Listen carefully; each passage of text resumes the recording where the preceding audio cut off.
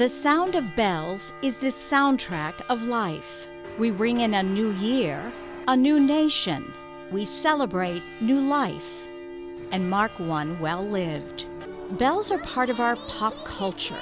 Every time a bell rings, an angel gets his wings. And commerce. In 400 AD, bells first rang in monasteries. They were made by monks to call people to worship. In Europe during the 15th and 16th century, the first mechanical clocks were built in church towers.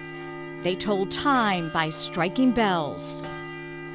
Today, that tradition continues in church towers all across America. So this bell's from 1898.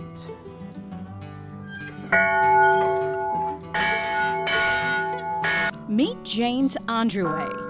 5 years ago, he bought the McShane Bell Company, one of the oldest, founded in 1855 in Baltimore, Maryland, and moved it to St. Louis, Missouri. Of some 200 bell foundries in America, McShane is one of just a few that still exist today. I started working with my father at 10 years old. He built clocks, and then the opportunity to buy McShane came up, and it was something I couldn't turn down. So that was the next step in the process, because clocks and bells are synonymous. They go hand in hand. At one time, St. Louis was the hub of bell casting. There were 37 foundries between 1821 and 1961. The Mississippi River steamboats, as well as the railroad, transported bells east and west. Being out of St. Louis allows us to get coast to coast within 3 hours.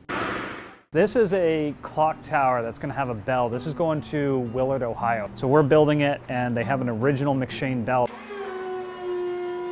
This one was sold to us by a private individual, and this one will be refurbished, and it is going to Santa's Village in Canada. Bells don't wear out. The equipment that hangs them, that rings them, that wears out and has to be replaced. But bells themselves will last forever. And the sound that they make rings for a long time. Carl Zimmerman is a campanologist. A campanologist is defined as one who studies bells. And boy, does he know bells. The biggest bell that McShane made, we think, was about 10,000 pounds. We have altogether 8 books of bell records from the McShane Bell Foundry Company. So what this is good for now is that if someone comes in and wants to find out the history of a bell, we can look back here. Chicago, Philadelphia, Buffalo, New York, 6 bells. To Whatcom in the Western Territory, which hadn't become a state yet.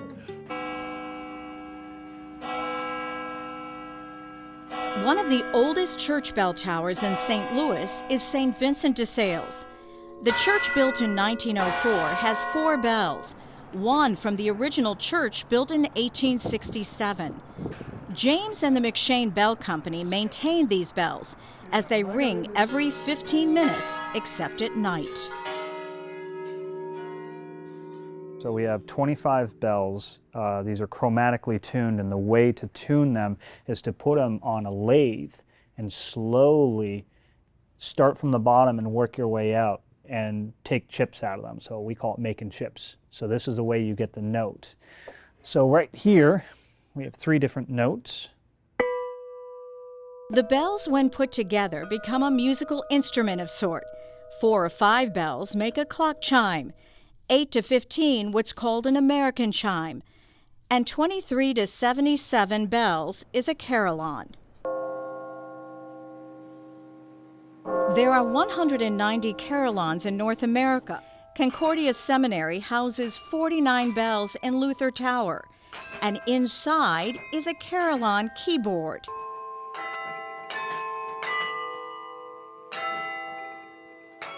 Yes, Carl the Campanologist is also a Carillonist.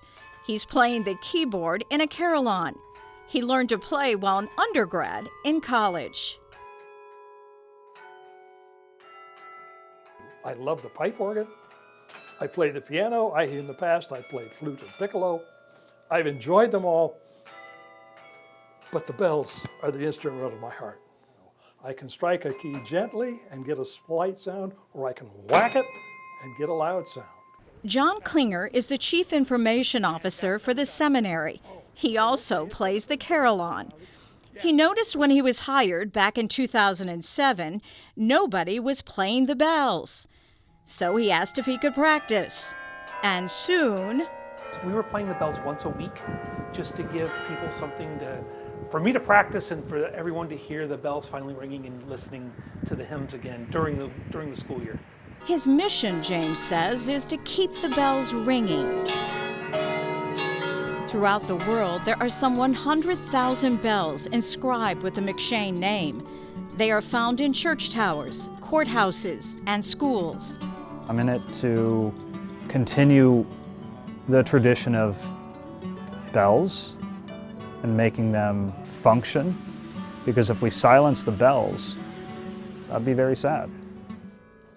It is the heart that seems to connect with the ringing of bells, striking a chord that triggers shared memories and hope.